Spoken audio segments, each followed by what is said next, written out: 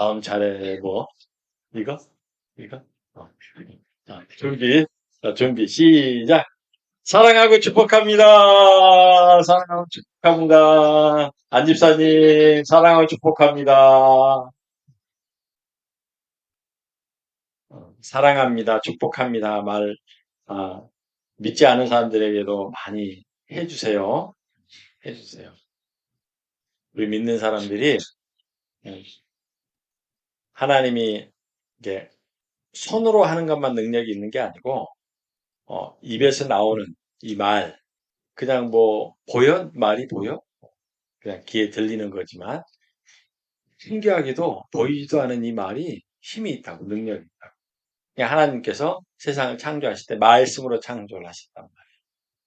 그래서 말씀이 이 땅 가운데 오신 거야. 예수님이 말씀이잖아. 말씀. 말씀인데 말씀이 이 땅 가운데 왔는데 그 말씀을 못 알아본 거야. 우리 사람들. 그래서 이제 우리는 이제 그러한 우리 인간들이 몰라봤던 것들에 대해서 우리가 깊게 회개하고 우리 자신 그게 나거든요. 내가 몰라본 거예요. 그래서 우리가 신앙생활이라는 거가 말씀이 이 땅에 오신 이유를 우리가 깨달아 아는 거예요. 나를 들여다보면서 아는 거예요. 아는 게 굉장히 중요해요. 그러니까 오늘 말씀의 제목이 뭐냐면 오늘은 하나님은 사랑이십니다. 라는 제목으로 본문 요한일서 4장 12절로 17절 말씀을 통해서 살펴보도록 할 거예요. 우리가 요전 시간에 뭐 했죠? 요전 시간에는 사랑의 근원에 대해서 우리가 배웠죠. 세상의 사랑의 근원은 어디냐? 하나님으로부터 사랑이 왔다라는 거예요. 사랑이신 그 하나님이 우리를 지었기 때문에 우리도 본능적으로 사랑이라는 걸 그냥 아는 거야. 우리가 아무리 타락을 해도 하나님을 우리가 아무리 몰라도 사랑을 받고 싶어 하는 욕구가 있단 말이에요. 그래서 우리는 세상에서 그 사랑을 추구하고자 해요. 다른 사람한테 사랑받고 싶고, 일로 사랑받고 싶고, 그 다음에 어떤 사람도 돈을 무척 사랑해서, 돈을 통해서 자기의 사랑의 만족을 느끼려고 하는데, 그러한 것들은 뭐야? 그러한 것들은 사랑의 본질이 아니라는 거야. 사랑의 본질이 아니야. 사랑의 본질이 없이 사랑을 하게 되면 항상 결핍된 그 욕구를 갖게 돼요. 결핍. 그러니까 결핍이라는 게 뭐예요? 마음의 괴로움이야. 괴롭거든요. 내 몸에 어떤 가시를 항상 달고 사는 거야. 그러니까 가시가 이렇게 왔다 갔다 하면서 이렇게 날 콕콕콕 찌르면 얼마나 아파요. 얼마나 아파요. 그러니까 결핍도 마찬가지야. 결핍 그게 왜 그렇게 괴로운 거예요? 이렇게 하는데 우리가 사랑을 받고 싶어 하는 그 마음, 그리고 질투하는 마음 있잖아요. 나보다 저 사람을 더 사랑해 주거나 이러면 어때? 질투심이 생겨. 어. 이런 게 사랑의 결핍에서 나오는 현상이거든요. 그래서 사랑의 결핍이 굉장히 사실은 우리가 그 사랑의 근원을 찾지 못하면 사랑의 결핍으로 채워가려고 노력을 하는데 그 채우는 것들이 다 헛돼. 허상이야. 사랑의 근원 없이 사랑을 찾고 사랑을 채워가려고 하는 것은 어느 순간에 안개와도 같은 거야. 사라져버려. 그래서 사랑의 근원을 잘 아는 것이 중요하고 이 사랑의 근원을 우리가 요전 시간에 알았으니까 이제 어떻게 해야 돼? 어, 오늘은 사랑의 목적에 대해서, 사랑의 속성에 대해서 우리가 좀 배워보도록 하겠습니다. 그래서 오늘 제목이 뭐라고? 하나님은 사랑이심이라. 하나님은 사랑이시라니까. 하나님은 사랑의 속성을 가지고 있고, 우리가 그렇잖아. 우리가 어떤 성품적인 속성을 가지고 있잖아. 그렇죠? 속성을 가지고 있고, 또 내가 어떤 직업을 가지고 있잖아. 그러니까 예를 들어서 직업과 내 성품을 비교하는 건 아니잖아. 그건 별개인 거야. 내가 가지고 있는 부분적인 것들의 하나야. 그래서 내가 가지고 있는 성품과 같이 하나님께서도 하나님의 그 성품 자체를 가지고 있는데 그것을 우리는 속성이라고 하는데 그 속성이 뭐야? 사랑의 속성을 가지고 있다는 거야. 그러니까 하나님은 사랑 자체인 거야. 사랑 자체. 사랑 자체라는 거야. 그래서 이제 오늘 말씀에 하나님은 사랑이심이라. 사랑 자체라는 거야. 사랑 자체. 자, 그래요. 그래서 하나님의 사랑은 죄 가운데 허덕이고 있는 우리를 위해 사실상 우리를 구원하시고자 인격적인 속성을 가진 예수님을 이 땅에 보내신 거예요. 예수님은 사랑 덩어리예요. 그래서. 그러니까 사랑 덩어리라는 뜻은 뭐냐면 인격적으로 왔다라는 뜻이야. 사람의 살과 뼈로 이렇게 왔다는 거야. 사랑이. 사랑 덩어리가. 하나님이 사랑의 본체신데 이 사랑의 본체가 보여진 바 되어졌어. 나타난 바 되어졌어. 어?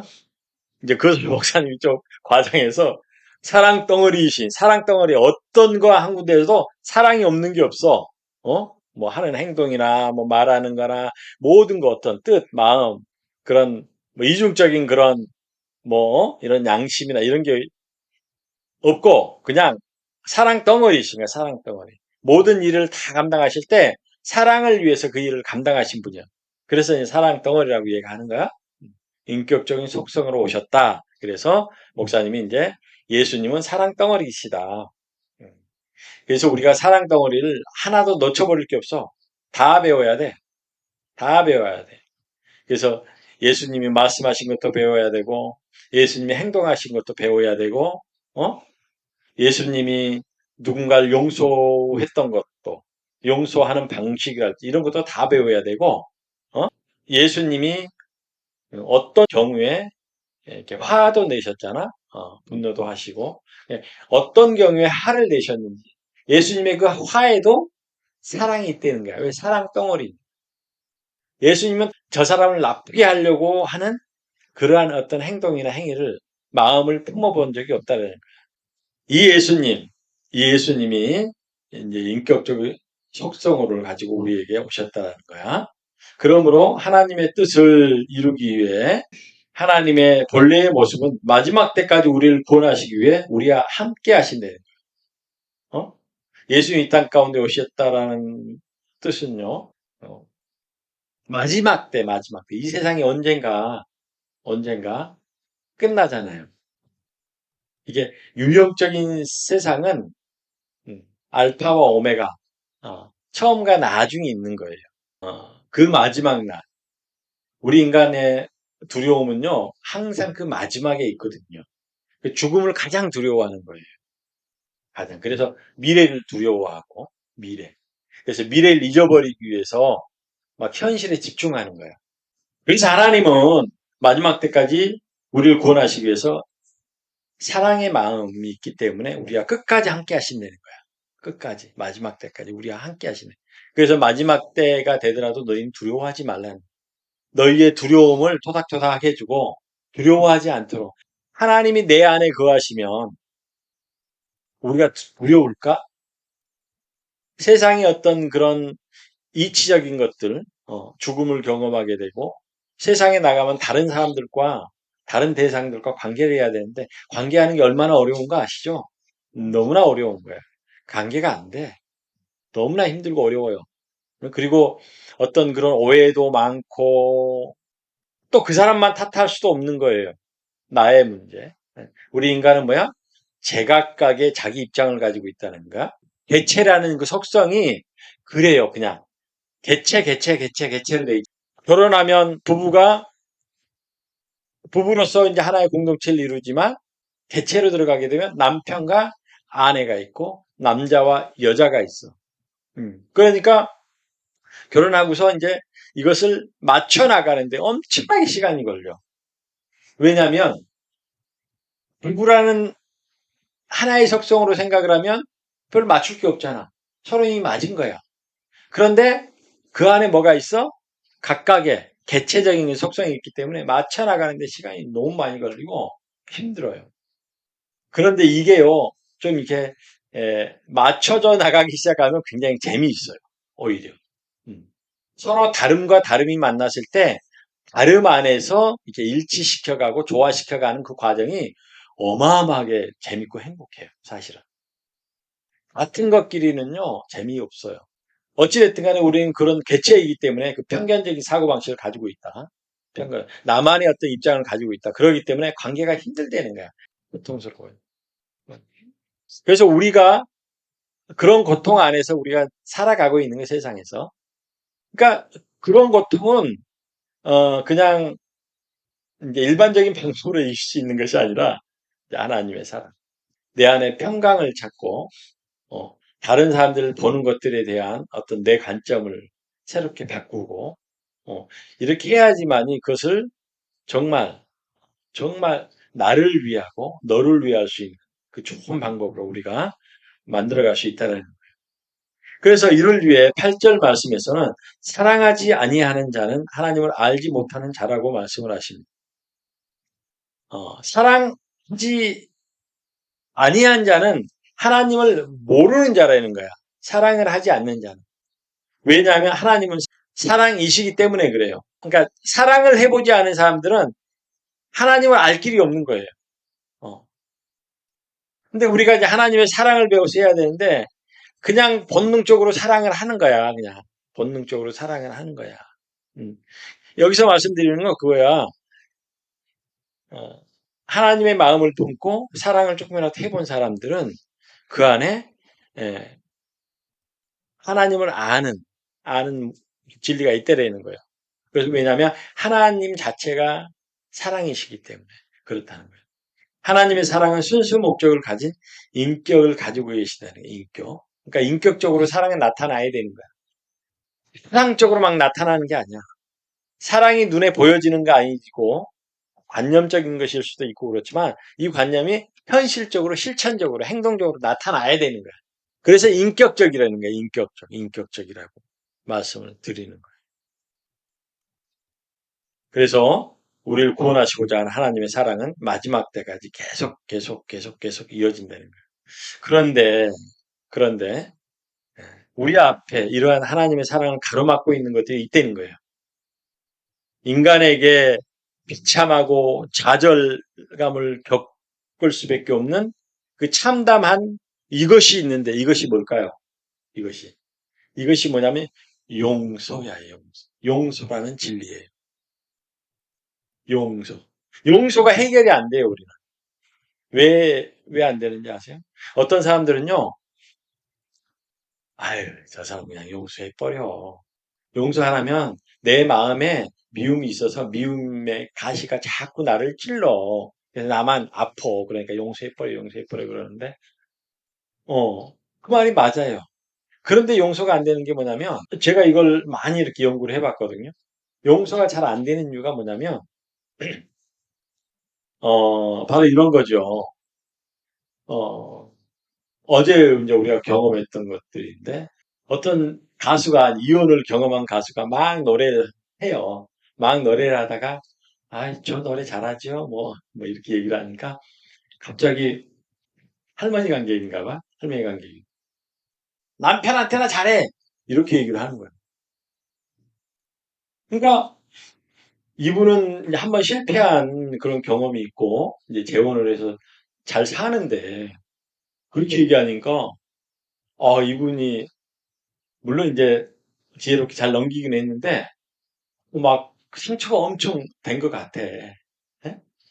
그래가지고 그 후에 그냥 노래도 이렇게 하시고 이렇게 들어갔는데, 그 할머니가 그렇게 얘기한 거는 사실 우리 한국 사람들이 그렇잖아요. 응? 자기 딸한테도 그래요. 너 남편한테 잘하냐? 남편한테 잘해. 잘하라고 이렇게 그냥 미덕식으로 이렇게 얘기를 해요. 어? 그래서 딸내미가 집에를 잘 안 와. 엄마가 맨날 그런 소리 하고 이러니. 그러니까 그런 쪽으로 생각을 하면 그 딸은 그 어머니의 마음을 조금 아니까 좀 이해를 할 수 있다고 봐. 에? 그래도 그 딸이 집에 잘 안 온다니까 그 말 때문에. 그런데 그 상처가 있는 분한테 그렇게 얘기를 하면 그게 용서가 될까? 용서가 안 되는 거예요. 왜냐하면 내 안에 상처가 있기 때문에 용서. 그래서 우리는 그 용서라는 게 참담하다는 거예요. 참담해. 비참하고 좌절적인 거야. 우리가 해결할 수가 없는 거야, 용서라는 사실. 어? 목사님이니까 무조건 용서해? 그거 아니에요. 저도요, 옛날에 젊었을 땐 그런 경험을 많이 하지 않았어요. 좀, 제가 좀, 그, 장난기도 좀 많고, 다른 사람들과 잘 지내는 거를 굉장히 좋아하고 선호해서, 나와 이렇게 뭐 원수되거나 이런 사람 별로 없이, 그냥 두루뭉실하게, 제가 하고 싶은 얘기 있어도 그냥 참고, 음. 왜냐하면 남하고의 어떤 그런 관계, 뭐 굳이 뭐 그런 거 신경 안 쓰면 되니까. 그런데 이제 어떠한 일을 겪으면서 막 상처를 받게 되고 이러니까 저 사람이 틀림없이 잘못을 했어요. 그럼 저 사람이 나한테 야, 내가 미안하다. 미안하다 내가. 아이 내가 잘못했네. 아 미안해. 라고 하면 나는 얼른 용서하고 싶은 마음이 막 있어. 그런데 용서하는 마음을 그러니까 용서해달라는 소리 안 해. 이 얘기는 무슨 얘기예요? 자기가 뭘 잘못했는지 모르는 거야. 잘못을 몰라요. 그래서 제가 이제 이런 분들을 막 이렇게 실제적으로 표현도 해보고 좀 화도 내보고 막 이렇게 하면서 이제 몇 번을 그렇게 했는데 그렇게 하면서 제가 연구를 했는데 진짜로 모르는 것 같아요. 어. 물론 알면서 모르는 척 하는 사람도 있겠죠. 걔 중에는. 근데 진짜로 모르는 것 같아요. 진짜로. 이게 쌓이고 쌓이고 쌓이니까 야, 이게 진짜 연구 대상이 되는 거야. 그러니까 아마 제가 이게 관계성을 연구하는데도 이런 것들이 계기가 많이 됐을 거예요. 음. 그래서 우리 사람은요, 그 상대적인 것이 있기 때문에 내 입장이 있고 너 입장이 있어. 내 입장과 너 입장이 서로가 제각각 다르기 때문에 이게 오해가 생기고요. 서로가 서로에게 상처를 주고요. 그래서 우리 사람은요, 상처를 잘 받는 존재라니까. 우리는 상처를 너무 잘 받아요. 각자의 입장이 있기 때문에.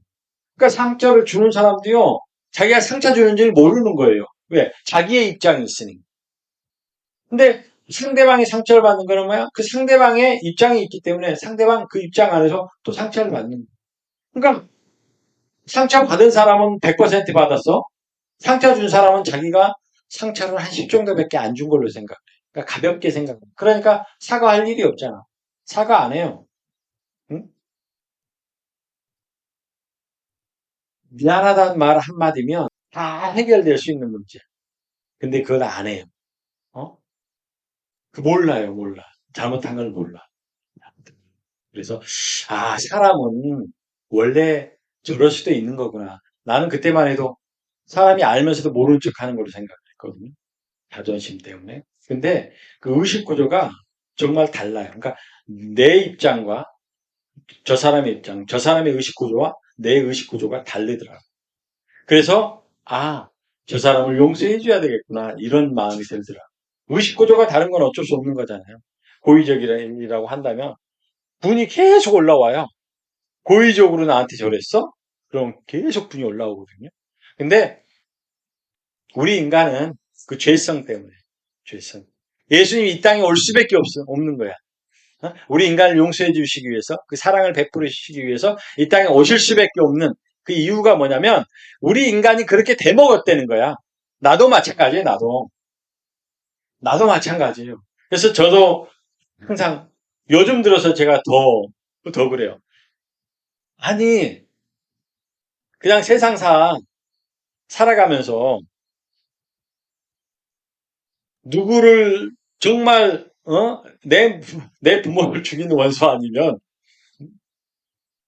이렇게 뭐 묘하면서 그래 살 필요가 있을까?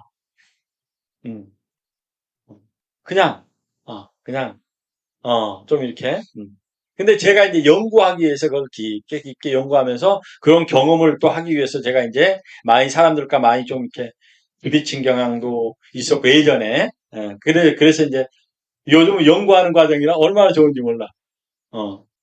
그래서 우리는 상처받아 분노하는 사람에게 흔히 하나님의 사랑을 전하며 용서하라는 그런 미션을 넌지시 이렇게 던지곤 합니다. 그래서 또 2차적인 상처를 받게 하거나 용서를 또 시도하다가 하나님 원망하는 일도 종종 벌어지게 되는 것을 우리는 보게 됩니다. 그래서 우리 마음에, 우리 양심에 거하실 하나님, 그 하나님이 없이는 우리는 용서할 수 없다라는 거예요. 하나님의 아들이 이 땅에 오신 일은 우리 스스로가 그걸 해결했다면 하나님의 아들이신 예수님이 이 땅에 오실 일이 없었다는 거예요. 우리가 할 수가 없어요. 그래서 예수님이 이 땅에 오신 거예요. 용서할 수 있는 거는 예수님. 그래서 예수님이 와서 어떻게 하시는 거예요? 예수님이 이 땅에 오셨어. 보여지는 예수님. 보이지 않은 하나님, 우리 아버지, 창조주 하나님. 그다음에 보이신 우리 예수님. 성령님께서 지금도 감화와 감동으로 지금도 역사하시는 그 성령님이 우리 안에 딱 들어와야 성령님이, 그러니까 하나님의 사랑이심인데 사랑 덩어리는 예수님이야. 성령님은 우리 안에 내주할 수 있는 하나님이신데 그러니까 사랑의 하나님이 우리 안에 들어올 수 있는 것은 성령님을 통해서 우리 안에 들어올 수 있다는 거야. 그래서 내 안에 하나님이, 하나님 안에 내가 거할 수 있는. 이렇게 되어졌을 때 우리는 진짜 사랑의 마음을 품을 수가 있고 용서의 마음을 품을 수가 있다는 거야. 응? 그래서 저는요, 가끔 이런 생각을 해봅니다. 인간의 의식 구조가 지금과 같이 두려움에 의해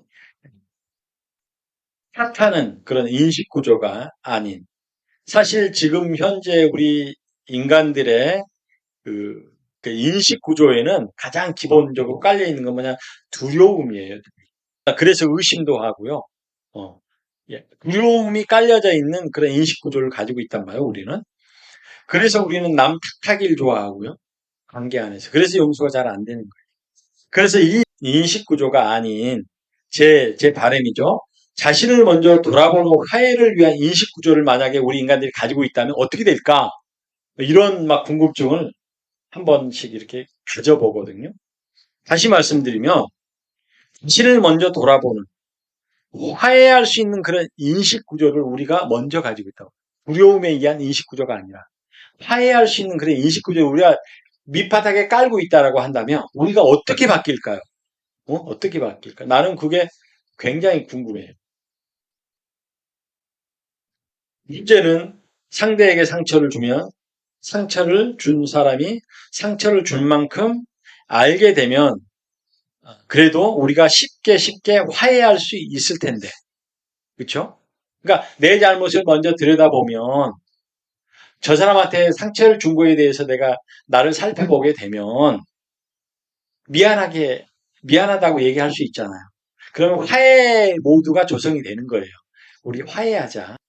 그래서 저도 가끔 자신의 잘못을 인정하고 당시의 상황을 와서 얘기하면 눈 녹듯 용서할 그런 준비가 되어져 있다는 생각을 저도 자꾸 해봐요. 만약에 누군가 내가 미워하는 사람이 있다면 그 사람이 와서 나에게 사과를 한다면 나는 어떨까?